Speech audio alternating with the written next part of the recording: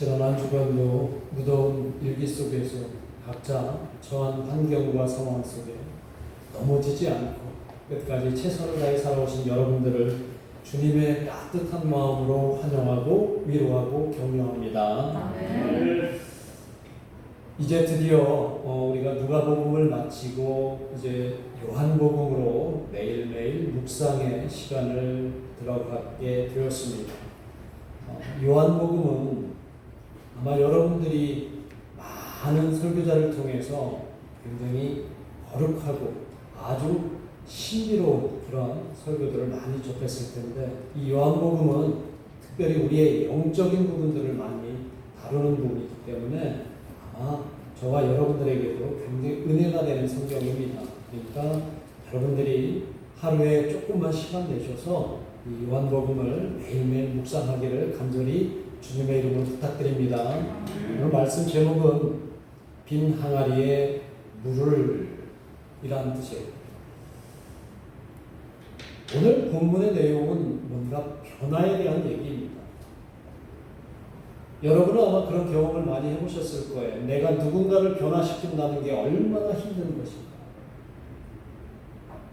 같이 한평생 산 부부도 서로를 변화시키는 일을 아마 완성시킨 부부는 제가 하건컨대 없다고 말해요. 부부끼리도 서로를 변화시키는 게 쉽지가 않죠. 그래서 제가 남을 변화시키는 게 얼마나 어려운가를 계속 느끼면서 깨달은 거는, 다른 사람을 변화시키려면 내가 먼저 변하면 되겠구나, 그 생각을 하게 됩니다. 그런데 솔직히 내가 변하기도 쉽지가 않습니다. 내가 완전히 변하기도 쉽지가 않아요. 나를 완전히 변하도록 할 수 있는 것이 내 자신의 의지로는 불가능하다는 겁니다. 왜 그럴까요? 인간에게는 자기 중심성이라고 하는 게 있어서 그래요. 다른 사람들의 생각이나 다른 사람들의 감정이나 다른 사람들의 입장을 중요하게 여기지 않고, 이 세상은 오로지 내가 중심이고 내 중심으로 돌아간다고 생각하는 그 자기 중심성 때문에 그렇다는 겁니다. 그런데 놀라운 것은 그 자기 중심성을 깨트리는 요약이 있어요. 그 자기 중심성을 깨트리는 것이 뭘까요? 바로 신앙입니다. 예수님을 향한 신앙입니다. 이 신앙만이 우리의 중심성을 깰 수 있다는 것이죠. 신앙을 가지면 변할 수 있습니다. 신앙을 가지면 신앙 갖기 전과 이유가 완전히 달라집니다. 변합니다. 그래서 여러분들이 지금 이 자리에 계신 것 아니겠어요? 신앙을 갖기 전에 어디 우리가 한 공동체로 모여서 주일날 예배할 수 있었겠어요? 여러분들이 신앙을 가진 이후로 여러분들은 변했고 여러분들은 여기에 있는 것입니다. 그래서 저는 매 주일마다 기적을 경험하는 거예요. 변하기 쉬운 여러분들이 신앙을 통해서 변해서 오늘 여기에 함께 하나님을 예배하고 있다는 이 놀라운 사실이 기적이 아니고 무엇이겠습니까? 이렇게 우리가 교회에 함께 모여서 예배드리는 것, 우리의 삶이 변했기 때문이라는 것이지요. 그리고 이런 변화는 교회 안에서 계속 되어야 하는 줄로 믿습니다. 사도 바울은 교회를 예수님의 몸이라고 얘기를 했죠. 그리고 그 몸을 이루는 교회의 머리를 예수님이라고 말씀한 적이 있죠.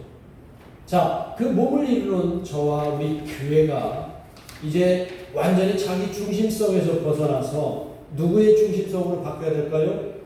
예수님의 중심성으로 바뀌어야 될 줄로 믿습니다. 예수님은 복음서에 보면은 자주 하나님 나라를 잔치에 비유하신 적이 있어요. 하나님 나라를 잔치, 혼인잔치와 비슷하다고 말씀하셨죠. 자, 잔치집에는 아주 즐거운 흥이 있습니다.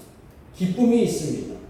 그리고 유쾌함이 넘치는 공간이 바로 그 잔치 공간이죠. 그 잔치에는 신랑 되시는 예수님과 신부인 우리가 함께 즐기는 공간이기 때문이라는 거죠. 그리고 예수님은 늘 말씀하셨어요. 하나님 나라의 모형인 이 교회가 바로 천국 잔치와 같아야 된다. 그러니 매 주간에 매주 여러분들이 교회 오실 때는 잔치집에 오는 것처럼 여러분들이 흥겹게 즐겁게 이렇게 오시기를 간절히 바랍니다. 오늘 본문의 내용이 바로 그 혼인잔치 이야기를 다루기 때문이에요. 그곳에는 예수님이 함께 계시는 교회라고 저는 생각합니다. 혼인잔치에는 예수님이 함께 계시는 교회, 그 혼인잔치집 같은 교회가 바로 우리 수면신 교회가 되기를 간절히 소망합니다. 오늘 본문의 내용을 보면 예수님은 예수님의 모친 마리아와 또 제자들과 함께 혼인잔치에 초청을 받아서 가시게 되었어요. 당시 유대인들의 그 혼인 풍습은 짧게는 한 4일 정도 혼인잔치를 벌입니다. 그리고 길게는 한 일주일 동안 혼인잔치를 벌이는데 우리로서는 상상이 안 되죠. 그러나 그 혼인 잔치라고 하는 게 얼마나 그들에게는 즐겁고 행복한 그런 잔치이길래 나흘씩 7일씩 하는데 그 기간 내내 신랑과 신부를 마음껏 축복해주고 마음껏 축하해주고 자신들도 객으로 참석해서 마음껏 즐기고 흥을 돋구고 그렇게 합니다. 그런데 그렇게 흥이 넘치는 공간, 즐겁고 행복한 공간이 바로 오늘 예수님께서는 교회가 되었으면 하는 그런 의미로 이 내용이 우리에게 전해지는 것은 아닐까 싶어요. 자, 매주 오시는 여러분들에게 우리가 함께 예배하고 교제하고 즐거운 시간을 보내는 것, 여러분 마음속에 천국잔치라고 꼭 생각하시기 바랍니다.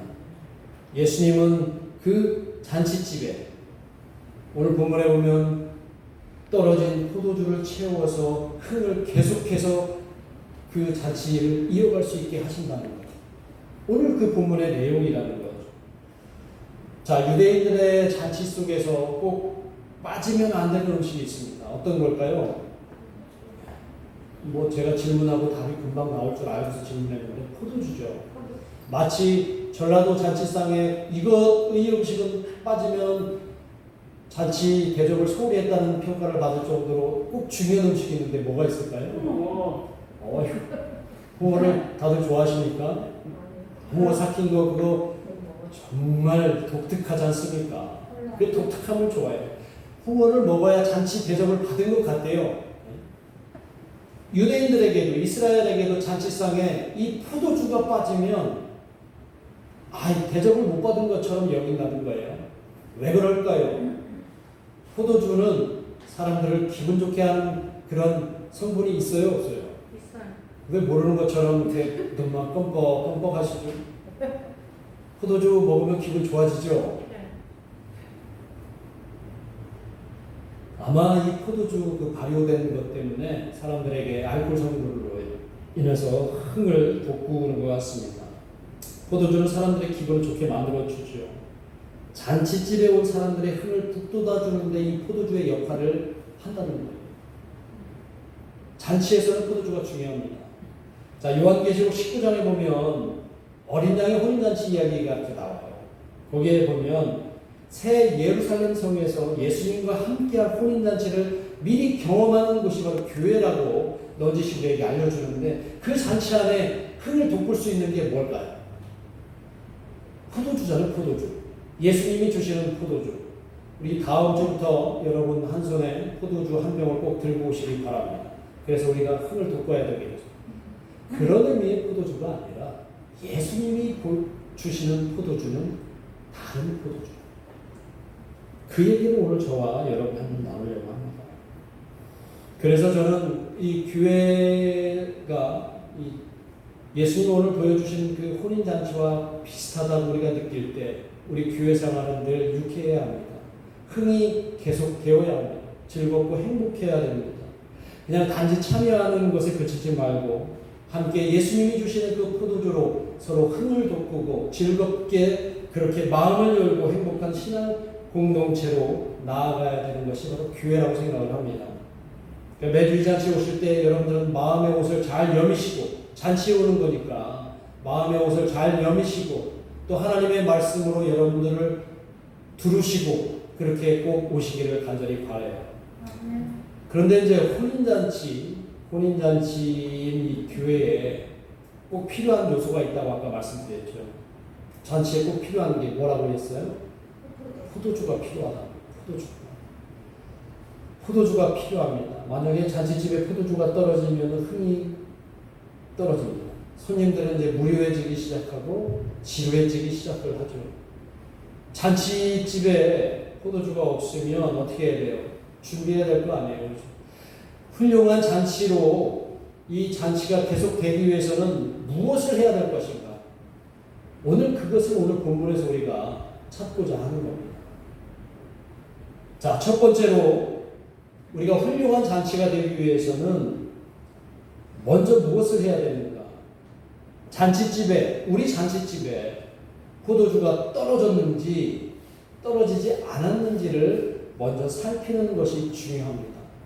예수님의 모친 마리아가 보니까 포도주가 떨어졌다고 해요. 사람들에게 들려보니까 포도주가 떨어져 있어요. 지금 떨어져 있는 잔치집의 분위기를 파악하는 것이 중요하다는 거죠. 그래서 저는 오늘 본문을 기존의 해석 방법과 좀 다르게 알레고리적인 방식으로 한번 풀어가려고 하는데, 오늘 본문이 말하는 이 포도주는 우리에게 기쁨을 주는 생명의 말씀이라고 저는 그렇게 이해하고 싶어요. 예수님이 주시는 그 포도주는 생명의 말씀입니다. 자, 저와 여러분에게 하나님의 말씀이 부족해지면 어떨까요? 제 경험상으로는 하나님의 말씀이 제 안에서 떨어지면 기쁨이 동시에 같이 떨어지더라고요. 하나님의 말씀이 저 안에서 없으면 어떨 때는 사는 게 굉장히 무료해질 때가 있고, 사는 게 굉장히 싫을 때도 있고, 내가 굳이 이렇게 살아야 되나, 그런 극단적인 생각까지 하기도 합니다. 그런데 하나님의 말씀과 내가 가까이 하면 그렇지 않은 것을 경험하게 돼요. 매일 묵상하게 되는 사람들, 매일 묵상하는 사람과 매일 묵상하지 않는 사람의 차이가 분명히 삶에서 드러나는 것을 경험을 합니다. 아마 여러분들 요즘 매일 아침에 혹은 저녁에 묵상하리라고 저는 믿는데, 그렇게 묵상을 하고 나면 그날 하루가 여러분들에게 새롭게 열리지 않습니까? 그런 경험들 안 해보셨나요? 왠지 묵상을 하고 나면 마음이 든든해지기 시작을 하고요. 또 흥도 나고 즐거움도 나는 것을 경험합니다. 그리고 예배 속에서 함께 주일날 모여서 예배하면서도 예수님을 체험하게 되고, 또 하나님이 주는 그 기쁨도 누리게 됩니다. 주일마다 여러분들이 교회 오는 그 발걸음이 괜히 즐거워지고요. 흥도 나고, 그리고 매우 설레면서 교회 오는 그런 경험을 하실 수도 있을 겁니다. 그러나 그 반대로 내가 살아가는 게 별로 재미도 없고, 주일에 오는 것, 주일 예배 참석하는 것도 안 가면 목사님한테 미안하고, 다른 성도들한테도 미안하고, 가긴 가야 되겠는데, 억지로 가야 되겠네, 이런 마음으로 교회에 오고, 또 막상 와서 보면 빨리 시간 지나서 끝나고 갔으면 하는 그런 생각도 들고, 이런 삶의 모습은 어쩌면 내 마음이나 신앙을 돌아봐야 될 때의 신호를 알려주는 거라고 생각합니다. 혹시 내 안에서 포도주가 떨어진 것은 하나님의 말씀을 떨어진 것은, 잔치집에 있으면서 흥이 나지 않는다? 그러면 포도주가 떨어지지 않았는지 먼저 살피는 것이 우리에게 필요하다고. 혹시 여러분들에게도 그런 마음이나 감정이 든다면은 생명의 말씀이 나에게 있어서 지금 부족하진 않아요. 내가 요즘 묵상하는 것이 너무 소홀해지지 않았는가, 그렇게 생각해 보시기를 간절히 바랍니다. 자, 두 번째로 우리가 훌륭한 잔치가 되기 위해서는, 또 훌륭한 잔치를 준비하기 위해서는 떨어진 포도주를 다시 만들기 위해서 빈 항아리에 물을 가득 채워야 합니다. 오늘 예수님께서는 모친 마리아가 포도주가 떨어졌다는 얘기를 듣고서 일꾼들에게 그렇게 명합니다. 저 빈 항아리에 물을 채우라 이렇게 얘기해요. 포도주가 떨어졌는데 빈 항아리에 물을 채우라고 이렇게 얘기해요. 근데 놀라운 것은 그 명을 받던 잔치집의 일꾼들이 전혀 엉터리 같은 그 요구에 반문하지도 않고 그냥 순종한다는 거예요. 예수님께서 복음서에서 기적을 일으키실 때마다 제가 유심히 보는 것은 그 기적을 경험하는 사람들에게 있어서는 늘 그들의 태도가 순종적인 태도였다는 거예요. 왜라고 하는 질문으로 예수님께 나아가지 않고 순종하는 마음으로 예수님의 그 기적을 고사하게 받아들였다는 거예요. 성경에 분명히 있습니다. 순종이 제사보다 낫다는 말씀이 있어요. 오늘 저와 여러분에게도 내 마음이 빈 것처럼, 내 마음이 빈 항아리처럼 되어 있다면 그곳에 물을 채우라고 하는 예수님의 그 명령에 여러분 순종하시기를 간절히 바랍니다. 빈 항아리 아귀까지 물로 채우자 어떻게 됐어요? 마침내 물이 포도주로 바뀌었습니다. 그리고 잔치에 참여한 사람들은 그 기적을 경험하게 됩니다. 아마 이 본문을 가지고 과학적인 또 합리적인 사고로 어떻게 그게 가능할 수 있느냐고 따져 묻는 사람들도 있겠지만 우리의 인간으로 이성으로 풀 수 있는 그런 사건은 아니죠. 이 본문은 우리에게 어떻게 물이 포도주로 바뀌는 그 화학적 변화가 있었는지를 알려주는 게 아니라 잔치집에 왜 포도주가 필요한지를 알려주려고 이 본문이 우리에게 나온다는 거예요. 그래서 오늘 여러분들은 이 포도주가 어떻게 우리에게 나와야 되는가, 그 전에 예수님께서 빈 항아리에 물로 채우라고 하는 그 말씀을 우리는 유심히 들여다봐야 된다는 거예요. 예수님은 저와 여러분의 빈 항아리에 물로 채우라고 명하십니다. 그런데 나의 빈 항아리가 너무 많아요. 내 빈 항아리가 너무 많아요. 나의 삶이 너무 공허하고 허했던 이유가 나의 빈 항아리가 너무 많았기 때문이라는 거예요. 이미 포도주는 바닥이 났고 잔치의 흥은 떨어져 가고, 그래서 예수님께서는 이제 여러분에게 그 빈 항아리에 물로 채우라고 말씀을 하시죠. 그럼 그 빈 항아리에 채우는 물은 뭘까? 왜 빈 항아리에 물을 채우라고 말씀하시는 거예요? 저는 그 빈 항아리에 채우는 그 물은 우리가 매일 마시는 물 있잖아요. 없으면 안 되는 물, 우리의 일상, 우리의 실존, 이 삶이 사실은 물이라는 거예요. 이 삶을 최선을 다해서 열심을 다해서 예수님께 나올 수 있는 그 신앙을 가지라고 하는 그 자체가 바로 물이라는 거죠. 그것으로 일단 빈 항아리에 가득 채우라고 우리에게 요구하시는 겁니다.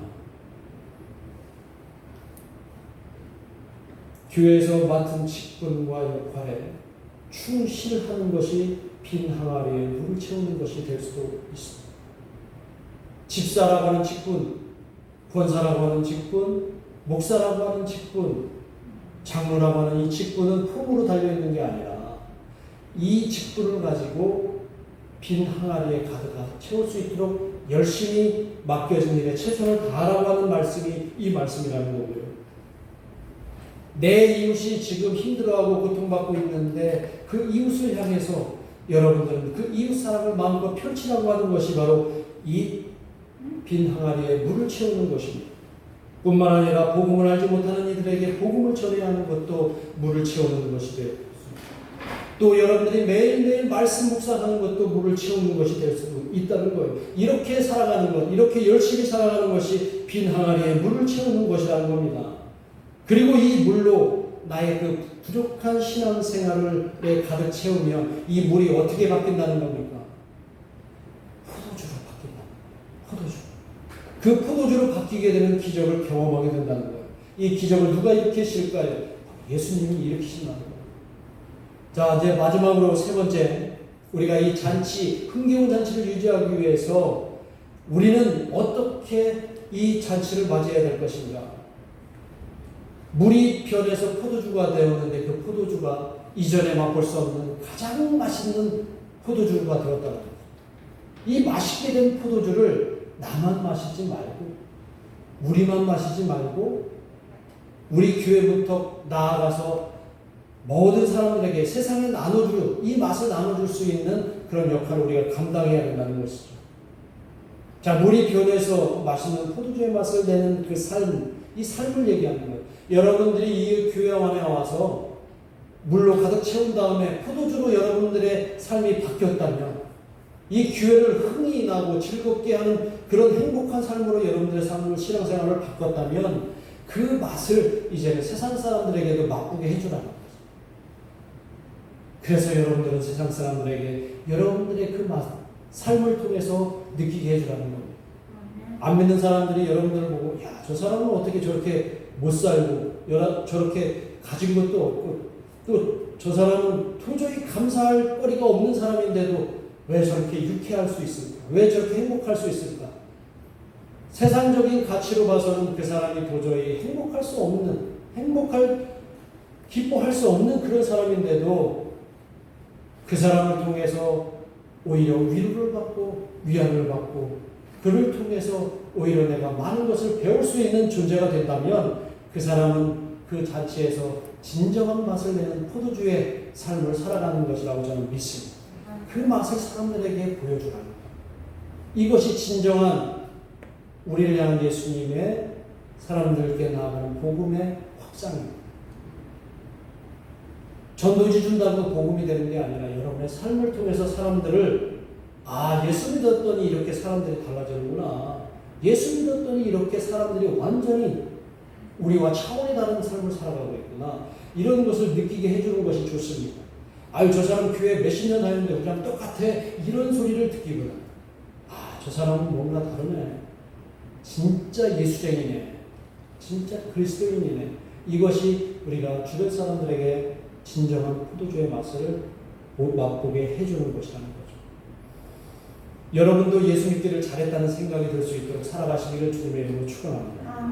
저와 여러분도 오늘 말씀으로 우리 삶의 그 빈 항아리를 먼저 발견하시고, 그 빈 항아리 우리의 삶으로, 신앙생활로 가득 채우신 다음에 그것이 정말 잔치의 흥을 계속 키워나갈 수 있는 진정한 맛있는 포도주가 될 때 우리는 예수님의 기적을 경험할 수 있습니다. 여러분의 삶 속에서 그 기적을 날마다 경험하시기를 주님의 이름으로 축원합니다. 기도하겠습니다.